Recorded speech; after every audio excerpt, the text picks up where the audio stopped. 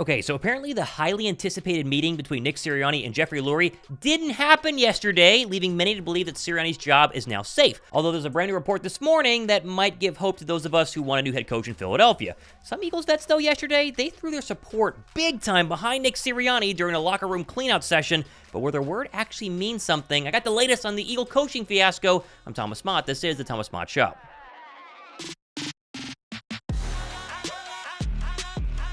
Now, as much as I would love to laugh at the Dallas Cowboys for announcing yesterday that they will not fire head coach Mike McCarthy, despite getting waxed in the playoffs just this past Sunday, we're getting fresh news from Philadelphia that seems to point towards Nick Sirianni also staying as the head coach of our Philadelphia Eagles, at least for now.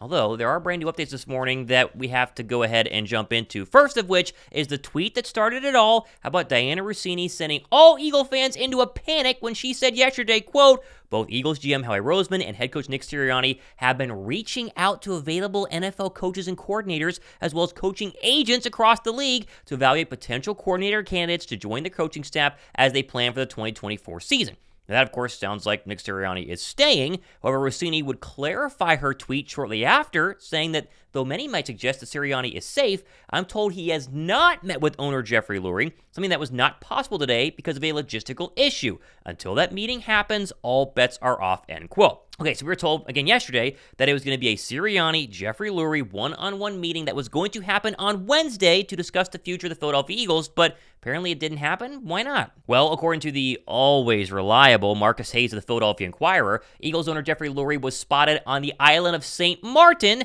shopping for a luxury boat. He finished by saying he ain't firing Nick Sirianni from the Caribbean. Okay, so not a good sign for all of us who want Sirianni gone, although this is similar to what happened with Doug Peterson back in 2020. He was told to detail out changes to his staff. He then met with Lurie and explained those changes. Lurie was not impressed and eventually would go ahead and fire Doug Peterson. Now, a third Rossini tweet echoed this entire plan, saying that Nick Sirianni will meet with owner Jeffrey Lurie and will be expected to have a plan for how he's going to improve the Eagles. So include a pitch on potential new coaches and assistant coaches per source. This is why coaches around the league have been contacted. Okay, so just to review all of this, Nick Sirianni is still yet to meet with Jeffrey Lurie. When he does, he needs an Excel spreadsheet detailing exactly who he wants to go out and hire at both the OC, most likely, the DC, maybe quarterback coach, maybe a lot of coaching positions, and then go, Jeffrey, these guys are going to fix all of the Eagles' problems, and I will be our fearless leader and lead us towards another Super Bowl. Except that meeting isn't going to happen until Jeffrey Lurie gets back from the Caribbean because he wants to buy a luxury boat instead of figuring out what to do with the current state of the Philadelphia Eagles. Okay, did you write that down? Are you tracking? Goodness gracious, there is a lot of dysfunction happening right now with the Philadelphia Eagles. Now, before we get back to the show, I haven't worked with a ton of brands on this channel, and honestly, it's mainly because I want brands that I trust,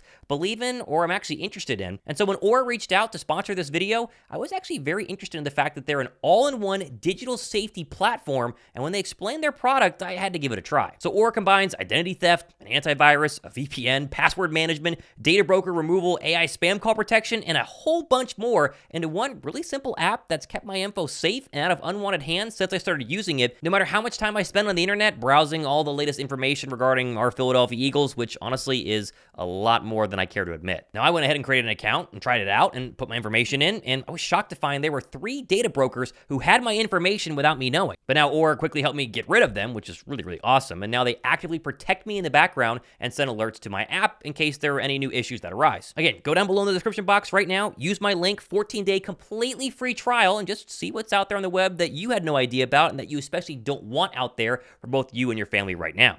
Honestly, the biggest problem with all of this has to be timing. Like, if Lurie waits too long to fire Sirianni, then all these amazing coaching candidates, they're gonna be gone to other football teams. I just don't understand how this all makes sense. Like, even if Sirianni hires a great offensive coordinator, how does that help long term? Like, this tweet perfectly sums up my thoughts. Sirianni returns, hires a great OC. He does well. OC gets hired as a head coach elsewhere. Sirianni then falters. Teams collapse. Cycle repeats itself once again. Jalen's prime is gone. They never win anything meaningful, and we waste another decade like they did with Andy Reid. Plus, if Sirianni is not an offensive genius and he has to have somebody as a crutch to rely on to call good plays and get his offense rolling in the right direction, what exactly does he do well? What exactly is his point other than to be like a motivator and the front man to the entire team? Like, just make it make sense. Now, what's even worse for all of us who want Sirianni gone is that yesterday the Birds were at the NovaCare complex cleaning out their locker rooms because they lost on Monday night and did do some speaking to the media, and a few of them gave some resounding defenses of Nick Sirianni. Have you gotten any wind on what's going to happen with Nick, and you have confidence in if you do come back, that confidence in him if he's also the head coach? Like any news about what about Nick? Nick, I mean, there's obviously some speculation about whether he may be fired or not. Huh? Yeah. Come on, man. Man, he head football coach of this team, man. Come on, man.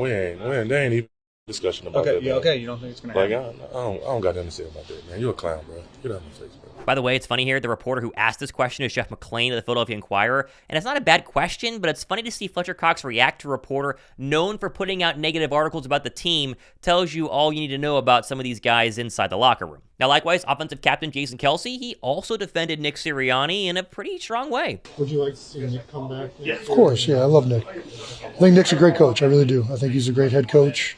Obviously, nobody was good enough this year. I wasn't, none of the players, none of the coaches were good enough down the stretch. That's the reality of this business. When you're that bad, it's a collective thing. And but I'll always have faith in Nick Sirianni. I think he does a lot of things structurally and organizationally that I think are really well done.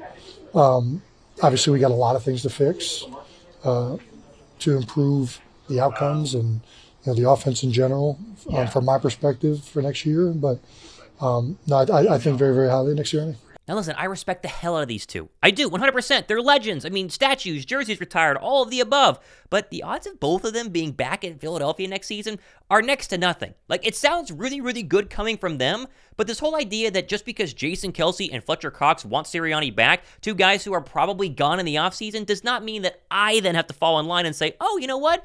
If Jason and Fletch want him, then I guess I do too. Also, can we just put to rest this whole narrative that Sirianni should stay only because he's been to the playoffs 3 years in a row? Like, year one, they were dead in the water because Sirianni was calling the offense. They refused to run the football, and then they made the change to Shane Steichen, limped into the playoffs, and got waxed by Brady and the Bucks. Year two, most stacked roster in the National Football League. Steichen's still there. He leads the offense, Jalen Hurts, and the rest of the Eagles to a Super Bowl appearance. But year three, they take the same totally stacked roster, minus the genius offensive coach, and they go 6 of their last 7 in the L column with the worst point. Look at this, the worst point differential in the history of teams to start 10-1. Like, miss me with this whole idea that Sirianni deserves to be there because he's a winner. Like, are you an actual good team builder? Are you an actual good offensive coach? Or you're the result of maybe some coordinators being successful and actually still having a very good roster? Now, there are also some people claiming that Hurts endorsed Sirianni yesterday, but to me, this soundbite I'm about to play you is a little more Jalen Hurts PC talk and not a straight-up defense of the head coach. Curious where you guys are at on this one. Coach and players play. I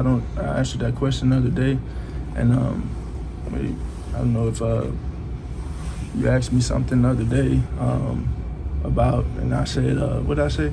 So you didn't know? Yeah. Like you didn't know? I didn't even know that was a thing. Yeah. I had no idea that was a thing.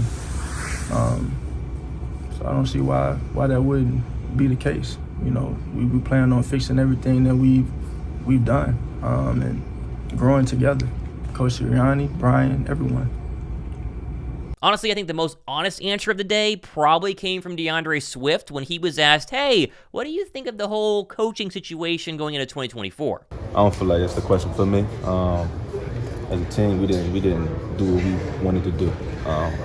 Everybody got to play a part to play in that. They're not out there running the ball, catching the ball, making tackles. So I can't really answer that question. Now, listen, I don't know what's going to happen. I mean, genuinely, I have no clue what's going to happen. But each day that we go on without Sirianni be fired is the more likelihood that he's going to go ahead and stay. And it just stinks because if there was ever an offseason to make a push for a brand new head coach, this is the offseason to do it. I mean, there are a slew of really good coaching candidates. The Texans offensive coordinator, Ben Johnson of the Lions, Bill Belichick, although he has a second meeting with the Atlanta Falcons this weekend, Jim Harbaugh. You couldn't call Jim Harbaugh at all if you wanted to do it. And if there was the season to do it, this is exactly the one. You have the roster. This is a very highly sought-after job. You can come into Philadelphia as a young OC like Ben Johnson, and you can take Jalen Hurts from 2022 heights even further with weapons galore and defensive young talent and draft picks and cap space. It just makes no sense to bring back Nick Sirianni. Now I'm going to read the comments. I know it's like 90% of you want Sirianni fired, and the other 10% said, well, he's a winner, so you might as well keep him. But let me know where you guys are at on this, and stay tuned because, again, if there was to be a move. And I think we're going to see at least an announcement on Matt Patricia, Sean Desai, and at least an announcement on Brian Johnson in the coming either today or the rest of the week. We're going to break it all down here first. First channel to always go live. That's our promise to you guys. So be sure to sub the notification bell for that. It's going to be continued a wild offseason for Philadelphia, as it's already been. I'm telling you, we're like 3 days in, and it's already been absolutely crazy, and we're going to cover it all here on the Thomas Mott Show. I'm Thomas Mott, signing off for the rest of you guys. It's Thursday.